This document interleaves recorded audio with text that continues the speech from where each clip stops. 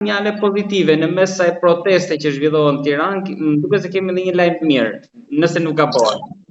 Po, është një lajm shumë pozitiv për Vlona Matën. Faktin e ka treguar zonja Bukuria, nëna e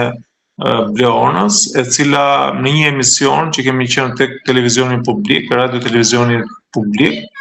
shqiptar, tek RTS-ja, ajo ka pohuar faktin që është shumë afër gjendjes së bies së saj, Vlona Mata. Kjo është siguruar sepse ka pajtuar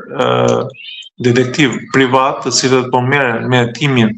e kësaj çështje në mënyrë private. Vlona ndodhet në një universitet në një nga vendet e zhvilluara, pra nuk dihet, ose më saktë ajo nuk e tha këtë informacion të saktë se ku ndodhet, nëse ndodhet në Britaninë e Madhe, ndodhet në Shtetet Bashkuara të Amerikës, në Gjermani apo në ndonjë vend tjetër të Bashkimit Evropian, po tha në një vend shumë të zhvilluar, në të cilat po zhvillon studimet, por mendojnë që 90% e ka gjetur vajzën e vet dhe në momentin që do të konkretizohet një fakt i tillë, do ta bëj edhe publik, sepse ka ndodhur shpeshherë që në momentin në muajt e fundit ka qenë shumë herë nëpër intervista jema e Vlonës, por ju besoni që në këtë rast mund të jemi me të vërtetë afër? Kështu që kjo është diçka pozitive, këtë gjë duhet ta bënte dhe bën çdo nën për fëmijën e vet, dhe në rastin konkret zonja Bukurie ka treguar vendosmëri dhe nuk është rrequr asnjëherë për të gjetur bijën e vet. Kështu që unë mendoj, pra e besoj atë që ka thot zonja Bukurie, që është shumë afër gjendjes së gocës së vet. Atë që se ka bërë shteti, agencisë e tjera rizbatuese e tjera mund ta bëjë një detektiv? Se ka bërë shteti dhe për më tepër ajo, pra zonja Bukurie, thot që unë pasaj në momentin që do dalin, pra do ta gjej bijën time, atëherë me emër, me mbiemër, do të nxjerrë të gjithë ata të cilët kanë bashkëpunuar për zhdukjen e gocës së saj për gjithë këto vite, pra nga viti 2010, nga maji i vitit 2010 deri tani jemi në qershor të vitit 2026 për 16 vite. Kështu që jemi në pritje, të gjithë jemi të interesuar që Vlona të gjendet, por natyrisht që të jepet edhe një mësim i mirë institucioneve këtu që nuk i marrin, pra hallet e qytetarëve nuk i marrin në konsiderat, pa më tepër që kemi të bëjmë me jetë njerëzore, dhe kjo kohë që ka ikur Vlonës dhe nënës së vet do të ketë, pra nuk është e parikuperueshme, sepse i thon 16 vite në të cilat bija e saj ka qenë pa praninë e nënës, apo nëna pa praninë e gocës së saj.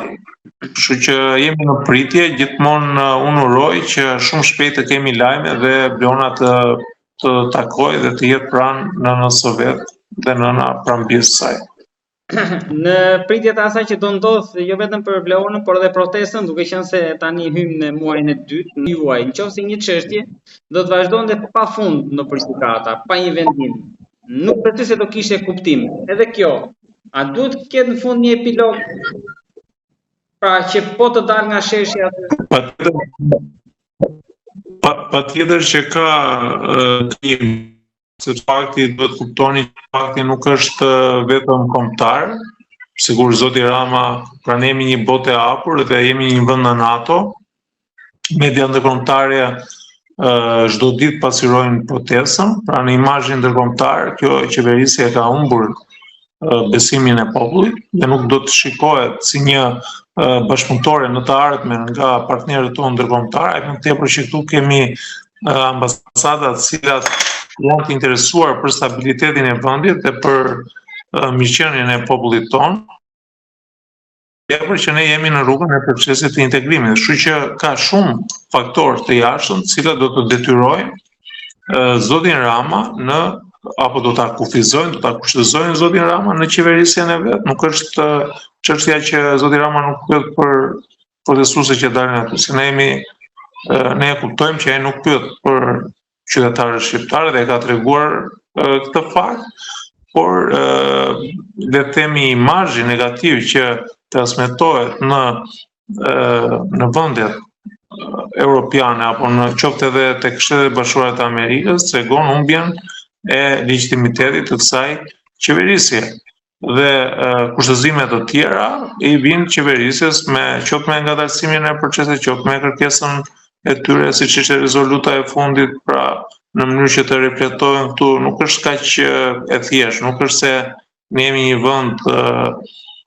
kryekput totalitar që s'kemi marrëdhënie, ne nga njëra anë kërkojmë mbështetjen e ndërkombëtarëve për shkak të këtyre proceseve, por duhet kuptojmë që kemi edhe marrëdhënie tregtare me këto vende, marrëdhënie ekonomike, të cilat ndikojnë tek jetesa apo tek mbarvajtja e qeverisjes. Dhe nëse do të kemi bllokada ekonomike, atëherë do të përkeqësohet edhe më shumë qeverisja dhe do të ketë probleme lidhur me investimet e huaja apo me donacionet që ne marrim nga Bashkimi Evropian apo nga vendet tjera partnere. Kështu që natyrisht që kjo është për një lider i cili gjykon brenda këtyre marrëdhënieve që ka, por ka ndoshta zoti Rama nuk e di në këtë situatë se si mundet që të jetë qasja e tij dhe ndoshta nuk i intereson fare që edhe nëse do të ketë kufizime ndërkombëtare ai mund të vazhdojë me qasjen e vet. Kështu që por që një njeri normal i cili ka interesin publik parësor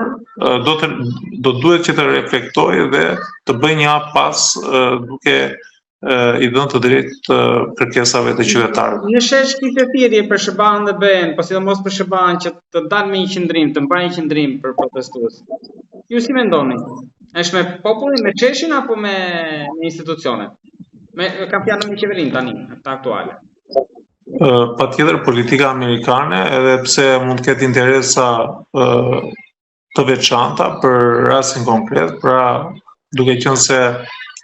kompania e dhëndrit të presidentit Trump është e përfshirë në këtë investim, pra se kjo ka qenë le themi shkaku apo një nga le themi shkaqet pse nisi kjo protestë, por aty ka një qasje e cila është e brymosur për vite, pra për sa i përket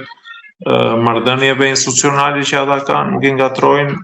marrëdhëniet private dhe marrëdhëniet shtetërore. Kështu që besoj edhe në rastin konkret do të ketë një reagim nga Shtetet e Bashkuara të Amerikës, ai më tepër që kjo u bë një çështje shumë publike, aty dolën emra